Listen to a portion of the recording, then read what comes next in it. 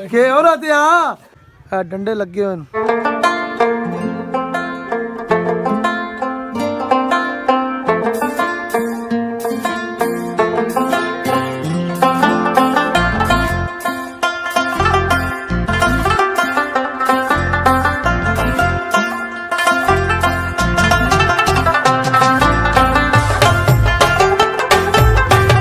बिस्मिल्लाहिर्रहमानिर्रहीम अस्सलाम वालेकुम। मेरा नाम है खुरम सोला। तुसी वदे तुहाडा अपना यूट्यूब चैनल जेड़ा पंजाबी चैनल है, पंजाबी बोलण वास्ते चैनल है ते पंजाब दे लोकां वास्ते चैनल है। मैं खड़ोता हां इस वक्त हैड फकीरियां चो नार निकलदियां त्रै। एक नार निकलदी है परां सरगोदे अल, दो नारां निकलदियां हैदे ये वैंदियां हुजड़ी बुच्ची वाली साइड ते वैंदियां। ओहदी जेह्ड़ी वड्डी नार ओहदे विच मैं खड़ोता हां ते इस नार विच मैं न्हाता होया। कितनी बार न्हाता होया तो मैं उन्हें गहराई वेख के मैं खौफ आंदा पिया। कोई दौर आई इत्थे वड्डे वड्डे घुम्मे होंदे जिन्हां उत्ते असीं चढ़ के झूटे लैंदे आस ते नारां जदों सुकदियां हुण ते इंदी कोई नहीं शायद, पर निक्की नहीं जिहड़ी नार रूढ़ी बनी पई। मैं वेख्या मैं कि यार बड़ा जुल्म लोग करदे पैन। खैर बड़ी डूगी नार तुसीं वेखदे पिओ ते कित्थों कित्थों तक बन्ने न। मेरे पिछे वेखो ना कितों कितों तक दे बन्ने ते कितना कितना पानी, मेरे सिर तो उत्ते पानी है, इतनी डूगी है। पर कोई वक्त आई झकदे ना धड़क मार जावीदा ओ पार कर छड्डी दी हुंदी है। हुण थोड़ा झाका आंदा भाई ओए, ये हकीकत है।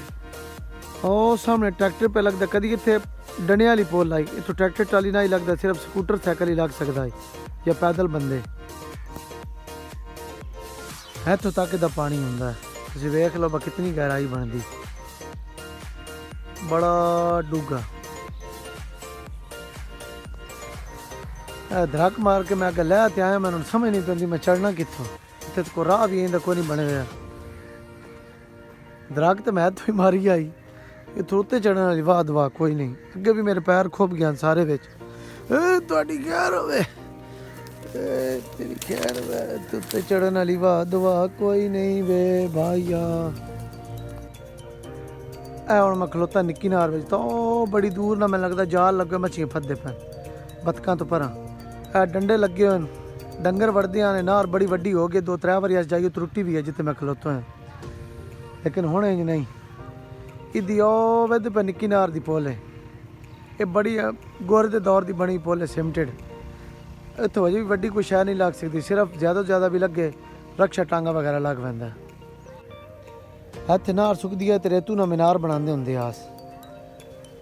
वो पानी दे कतरे हुंदे हैं उहदे विच ना नुचड़ के। मैं तुहानूं थोड़ा ना कोशिश करके बना के भी विखाना।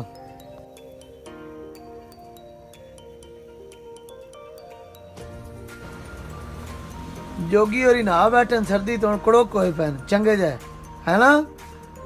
जोगी साहब बड़ा नस्ली कुत्ता है।